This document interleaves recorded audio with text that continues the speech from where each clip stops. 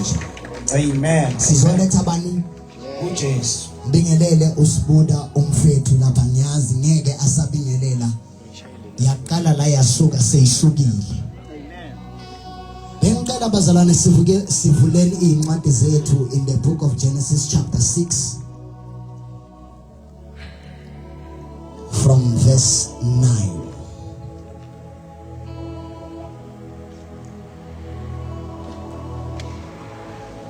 Nankuke umlandvo ngaNoah.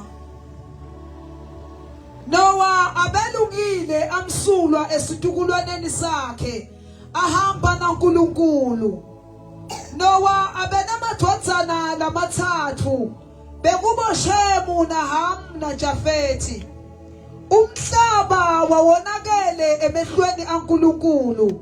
Umhlaba wawugcwele budlova. uNkulunkulu wabuka umhlaba wabona ukuthi wonakele ngoba abantu babetiphethe ngemonakalo emhlabeni. uNkulunkulu wathi kuNoah senginqumile ukuthi ngibaqedze bonke abantu ngoba umhlaba ugcwele budlova ngenxa yabo. Ngitawubhubhisa ngibasuse bonke emhlabeni. Yakha umkhumbi ngemapulangwe eGofari utsabule emakamero kulo mkhumbi. Bengicela uphinde bazalwane. Yakha umkhumbi ngani? Yakha umkhumbi ngemapulangwe eGofari. Ibandla alisho yakha umkhumbi ngani? Ngemapulangwe. Ningayikhohlwa wakha ngani lo mkhumbi? Ngemapulangwe. Asibonga siqhubeke bazalwane. Utsabule emakamero kulo mkhumbi bese upenda ngelitiyela ngekhathi nangaphandle. Utakuwakha kanje. Budze bamkhumbi butawuba ngemamitha langaba ngu133 bubandi. Bube ngemamitha langaba ngu22. Kuphakama kube ngemamitha langaba ngu13. Wendela luphahla lwalomkhumbi lube nesikhala. Bengicela sijampe siye ku number verse 16 bese okhulekela live. Wendela luphahla lwalomkhumbi lube nesikhala lesingama centimeter langaba ngu44 kusuka elubonzeni lwawo. Bengicela sijampe to verse 16 siye ku verse 16 chapter 7 verse 16. Yeah, chapter 7 verse 16 and 17. Tangena kwabangu lesithuna nalesisikati senyama yonke. Tangena njengoba uNkulunkulu abetshele Noah simakathe wavala umnyango. Yes. La ithela imvula emhlabeni. Emalanga langaba ngu40 nebusuku bawo. Emanti akhula athimade awuphakamisa umkhumbi.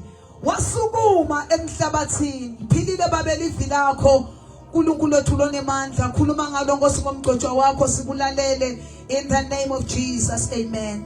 Amen. La sifunda khona bazalwane uNkulunkulu uyangimangaza.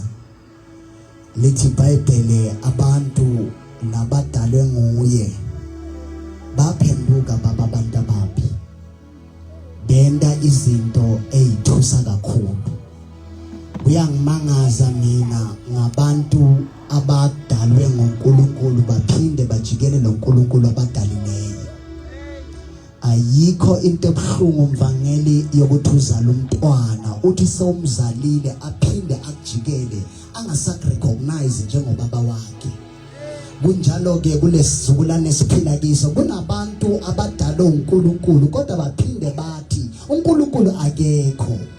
Bese mina ngiyeda ngibiza umbuzo ngifaka umbuto othi uphila ngani ngenxa yokuthi lo moya ophefumulayo awuzinikezanga wona. Okusho ukuthi kukhona umuntu onamandla ukudlula lamandla onawo okuphefumulele waba nalo moya. Manje wena usebenzisa lo mlomo odale nguye kuze uthi yena akekho. Ngana ngubani odale lo mlomo ophefumula ngawo? Ngubani lo dalela amehlo obona ngawo? Inkinga yabantu kulesi sizukulwane banolwazi oluningi kodwa lo lolwazi lolaba nabo liyababhubhisa. Nasihamba mfangeli. Na into engisayayo naye. uNkulunkulu uqala utshela uNoah. Uthi Noah ngizobhubhisa izwe. Kodwa ngicela ungendele into one. I want you to go and build an ark. Ukuthi as much as I want to destroy, I have a plan to also save. Uthi noma sengiyobhubhisa kodwa ngine-solution ukuthi abanye ngizobasave. Lalela la mntwana sekhaya, i-ark ayakhiwanga ngesitina kodwa yakhiwa ngamaplanko. Ngakhumbula isiphambano asakhanga ngatinsimbi kodwa sakhiwe ngamaplanko. Akusho ukuthi Jesu esiphambanweni waphenduka waba yi-ark. Sambe mfanele ngoba nali iqiniso bantwana benkosi. uNkulunkulu akanawo umgomo womuntu. Njalo uNkulunkulu uma azodala umuntu uphefumulela umphefumulo wakhe. And then umuntu akamkhetheli kodwa umuntu uyayikhethela. Ingakho nasesihogweni singakadangeka bayisa abantu kodwa bayayiswa isenzo sabo. Nanowa umkumbi kodwa lithi iBhayibheli bangena izilwane eziningi abantu bangekho. Kunesikhathi la khona abantu bangalaleli iThixo kodwa izilwane simlalele. Isiphi lesikhathi esikiso?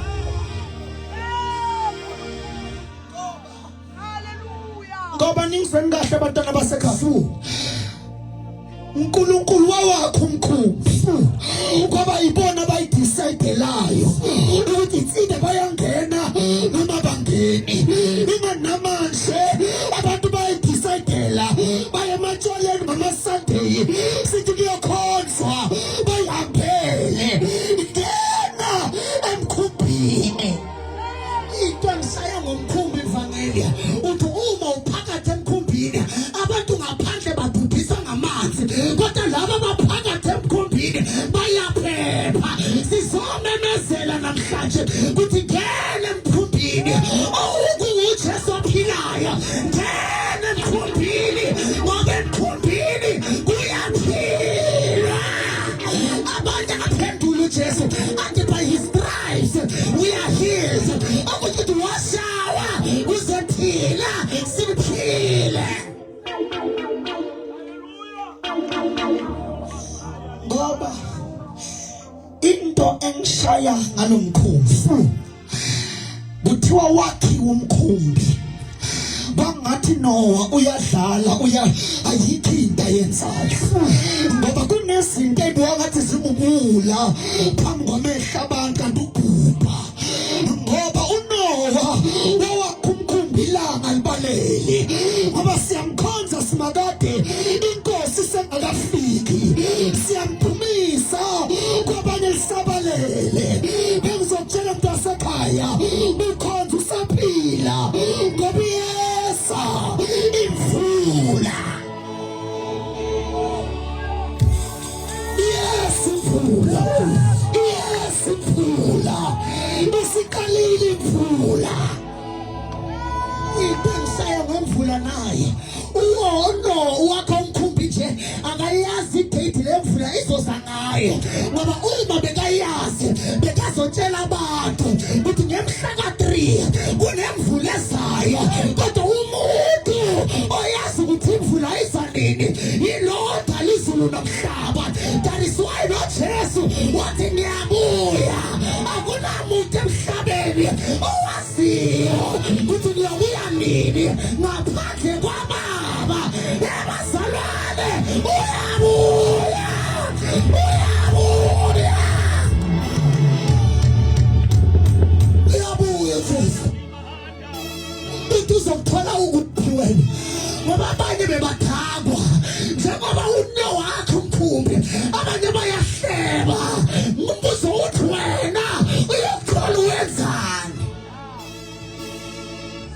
Lithi iBhayibheli lasifunda khona mabunda mfethu sondela lithi iBhayibheli watshela uNoah ukuthi umkumbi awenze ube namakamelo. Ngokusho kwakunekamelo labantu nekamelo lezilwane. Ngoba lo Jesu mawuza kuye akanandaba ukuthi usilwane sini, akanandaba ukuthi unani, kodwa kunekamelo lakho. Bangahlala bengakunderstandi, kodwa ikamelo lizokunderstanda. Into kosuyenze ngena.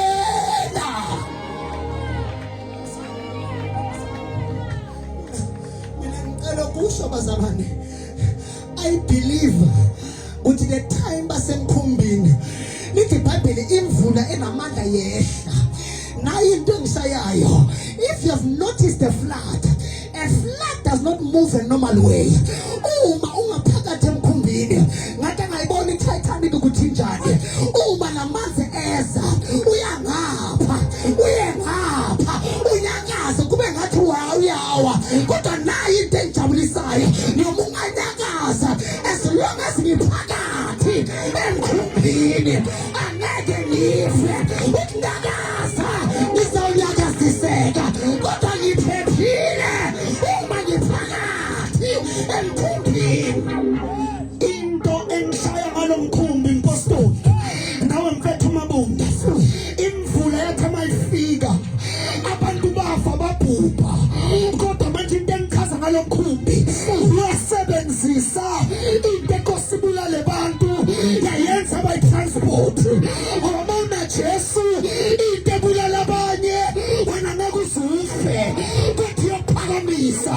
Bangabhubha kayini baphele kodwa wakusetshenzwa kodwa wamkela le ndoda ihamba nawe yakungene kikhona.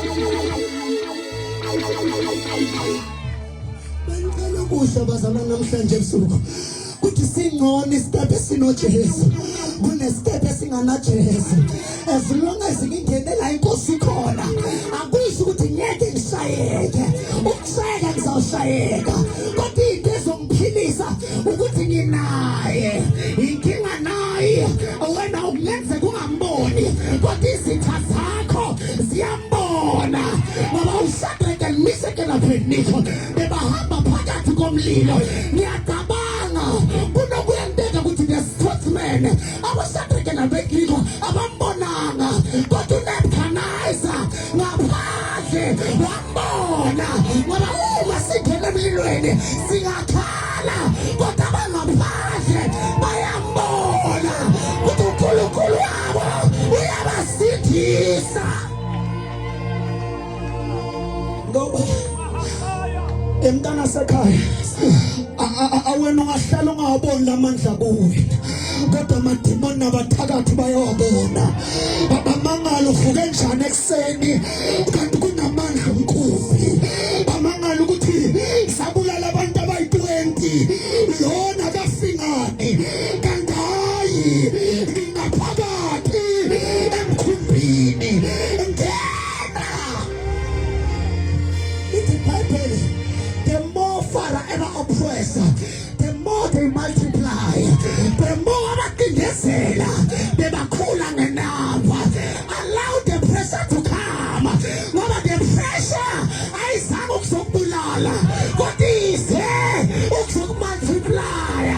Ungayibalekeli ayize izawukhula.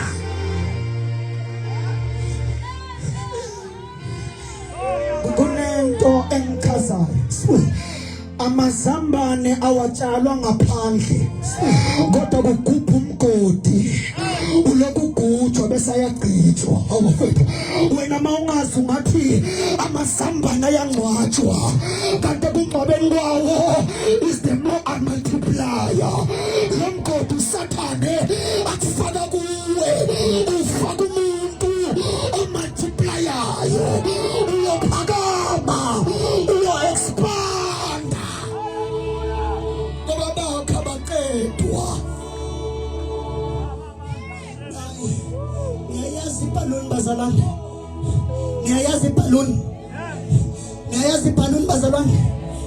Bengicela ukusho ukuthi bazalwane ibhaluni ibhaluni uma singayifufuthela ngomoya ubuhle bayasibona kodwa kudinga sifufuthele uma sifufuthela ngamandla iyakhuphuka nobuhle bayo buyabonakala usathane uyakufufuthela ucabanga ngathi uyaqeda kanti uzoveza ubuhle bakho muvumele akufufuthele uyawukhula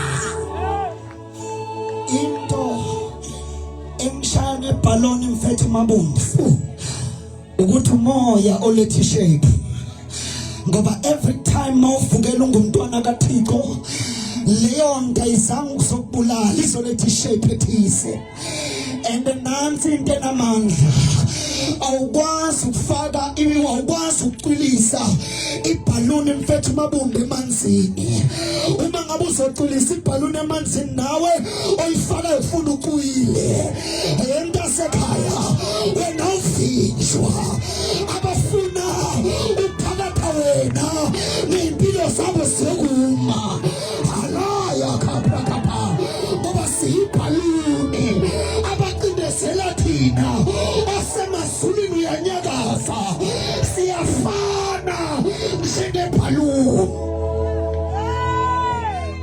into ngisayeyo nayo mvangeli ibhaluni enganamoya iyakhona ukungena emanzini iphinde ingabonakali kodwa ibhaluni efufuthelwe ayiyi phansi bakupha abantu abayofufuthelwa ngumoya ongcwele akufufuthele umoya ongcwele ukuthi uma izimo zifika azikhoni ukukuyisa phansi hayi ngoba unamandla kodwa ngenxa yakamoya ongcwele ongaphakathi kumina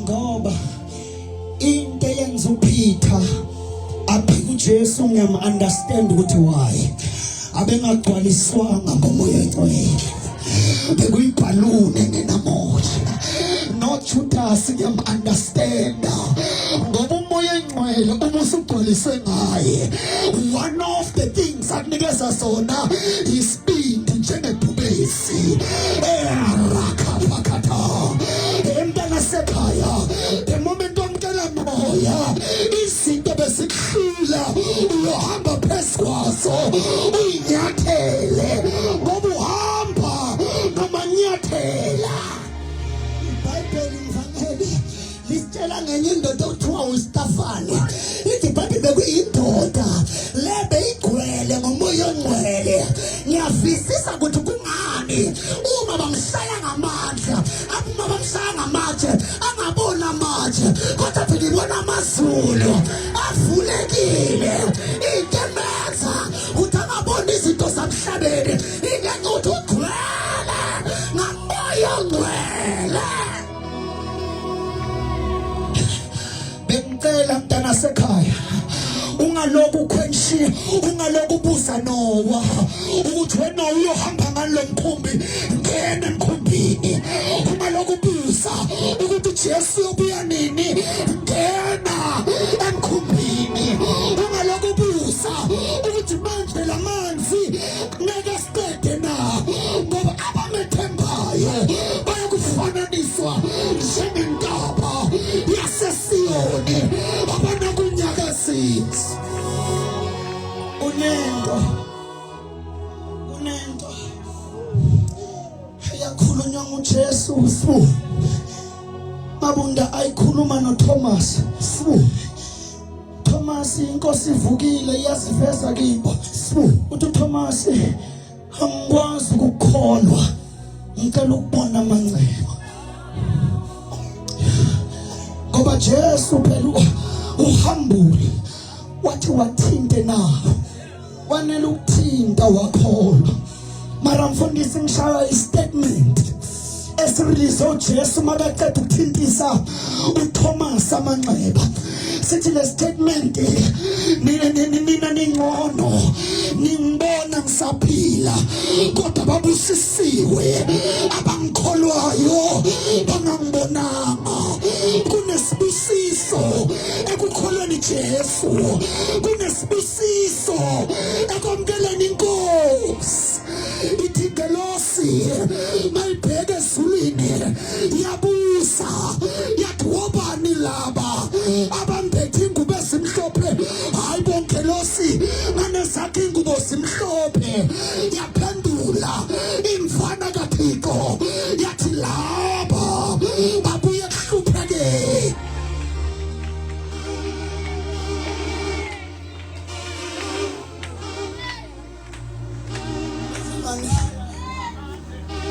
lo nkulunkulu simkhona noma singambonanga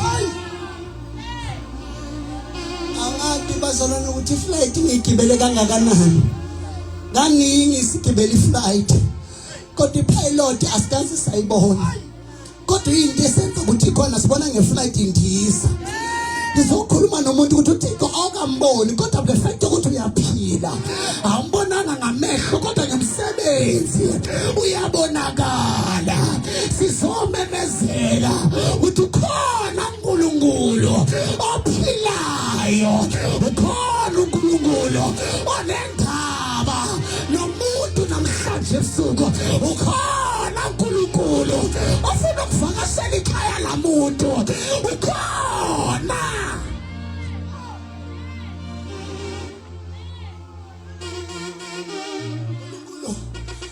akabalahla bakhe lithi iBhayibheli he doesn't mind leaving 99 for the sake of one. There is a one namhlanje lo nkulunkulu ate kuye kune-one othi angifanelekile kodwa amazulu athi wena azwele sivale mfethu Maboda ngiluse kakhulu ingoma Maboda impilo yami yonke ngalusa ngiyayazi imithetho yasekwaluseni lapha yana uhambila ngalonke mara abenzi iphutha lokuthi uhamba ungenasikhaftini ngoba njalo uphuma nesikhaftini emntana sekhaya angeke Jesu akuyekele uhambe wedwa kuba khona into akunikeza yona ukuthi ukhona ukudla noma ngabe yini oyilusa. Number 2 Nkosi yami bangizwe kahle abazongizwa kulento kuhlezi ukulahleka inkomo kodwa isibaya silahleki ulaya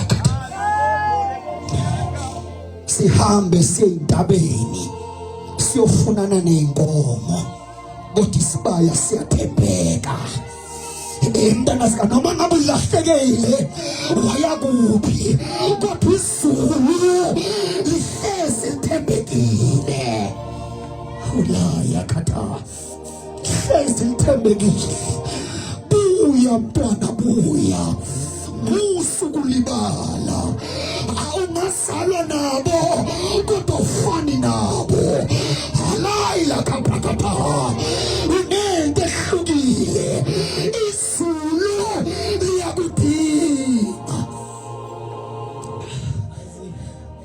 ivangeli mawukhuluma ngesibaya nina bazalwane angilusanga ngizoba honest kodwa emakhaya ngeke ngafika into engayibona naye isibaya asivalwa inkomo zingakabuyi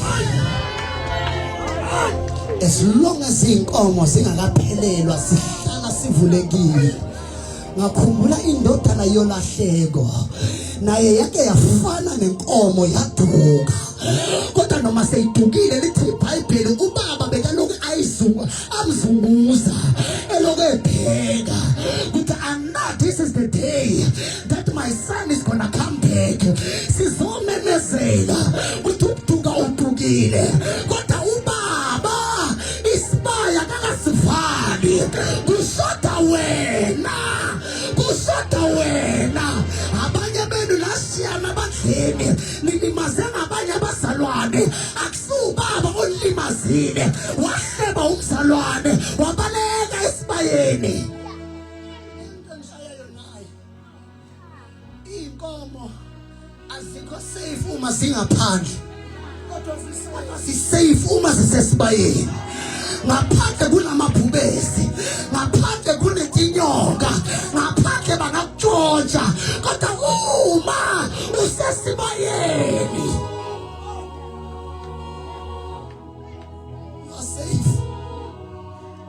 you're safe inside mabunda esibayeni noma kungaba nodaka kodwa ku-safe man emntana sekhaya noma sihlebane enkonzweni kodwa ku-safe man noma sivukelana kodwa sivukelana esandleni somumbi kunokuthi sivukelane singaphandle kwesandla somumbi. Now abazalwane ngiya-understand ukuthi kungani uJesu bokose azalele esibayeni ngenxa yokuthi umthetho kaMose wavala isibaya isikhathi singakafiki kanti ubaba esemazulwini wabheka emhlabeni wathi inkomo zami aziphelelanga wathi imvu zami aziphelelanga ingani uJesu athi I am a good shepherd and my sheep they know my voice akusho ukuthi uJesu wazalela esibayeni azovula isibaya ukuze the sheep can be able to come back. That is why he's a good shepherd. Akakutholi ukuthula uma imfuyo yakhe ingaphelelanga akalali akozeli siphakameni ngenyawo.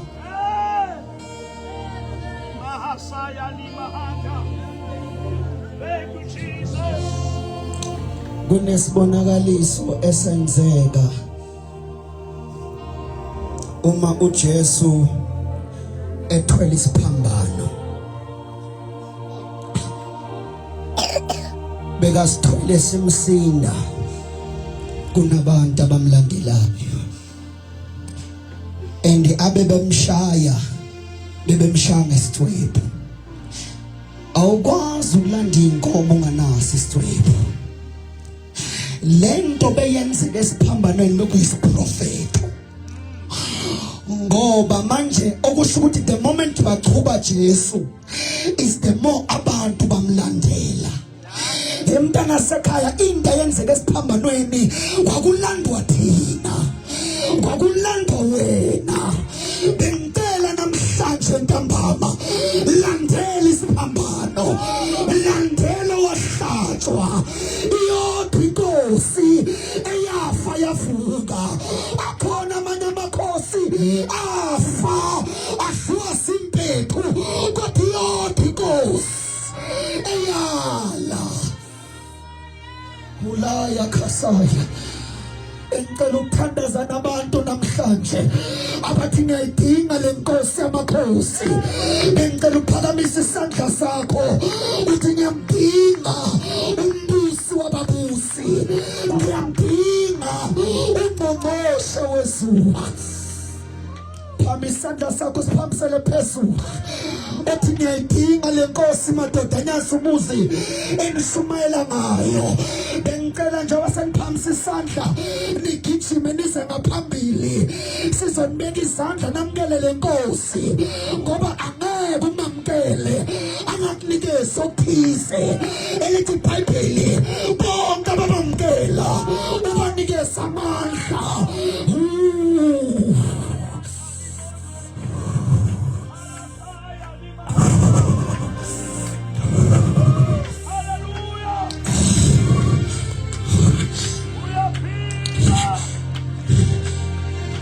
Into engishaya ngomkhumbi kaNowa akuzange kwafana uNowa noma ungawakho umkhumbi Nowa kodwa mina Jehova engizovala emntana sekhaya umnyango usavulekile namhlanje niceluze kuyaphuthuma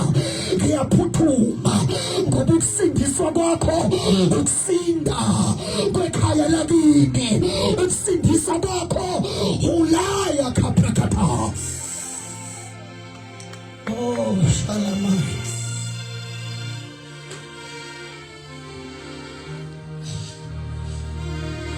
phakamisha izandla zakho. Wena osasele ngiyakumema nawe. Kunabanye abayeka indaba yemfundiso ngenxa yobude bendlela. Nawe mntana sekhaya ithuba lisekhona. Bengicela uze ngaphambili. Sicela baba. Prayer of salvation. Alabosiyanda halasaya limahande kunamandla kaNkulunkulu phakathi kwethu bazalwane. Ngicela ukuthi ungasali ngaliphutha, ungasali kunamandla phakathi kwethu. Vula inhliziyo yakho wamukele Jesu. Yes, wayifaka inhlanhla empilweni mntanami. Amukela Jesu, ngena. Ungasali ngaliphutha. Gijima na ufika la phambili uvale amehlo akho uvule inhliziyo yakho. Kunemandla langena kulo.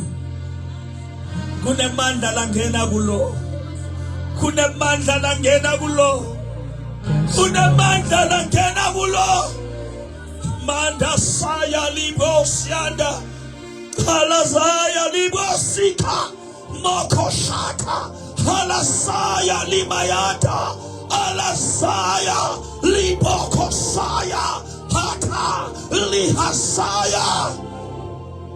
Ngena Jesu la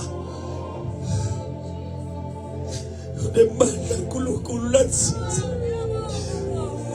kaNkulunkulu latsiza lo sesilo.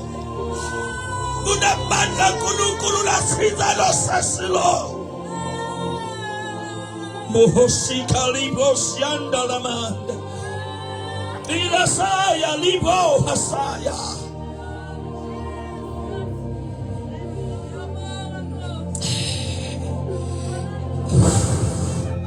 Lihasakamaya. Ashas, please.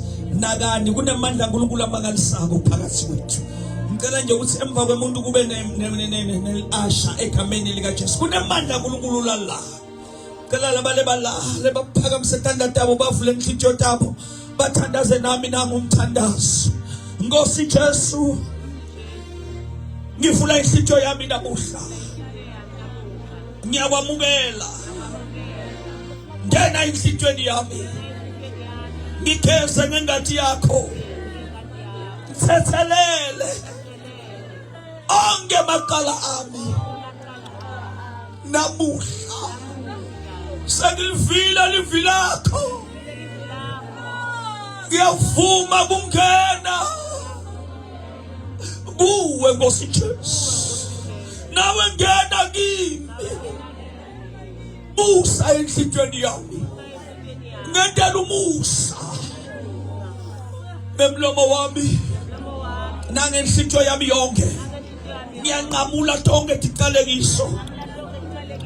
Ngiyatinqamula nengathi ya Jesu. Ngiyanqamula tivumelwano letendiwa ngimi noma tendiwa ngibani ngempilo yami. Watenda nemadimoni naSathane nemadloda kithi. Ngiyaphuma kuto letinto namuhla ngegama lika Jesu. Sukela namuhla ngenta sivumelwano nawe Nkosi Jesu kuthi ndakukhonda wena wedwa ngenta izandlo yakho. Ngiyabonga kuthethelelwa tono. Ngiyabonga kugezwa. Hallelujah. Nisemile njalo bantabe banibeka tandle egameni lika Jesu. Vula lenhliziyo yakho kunemandla kaNkulunkulu. Kunemandla kaNkulunkulu.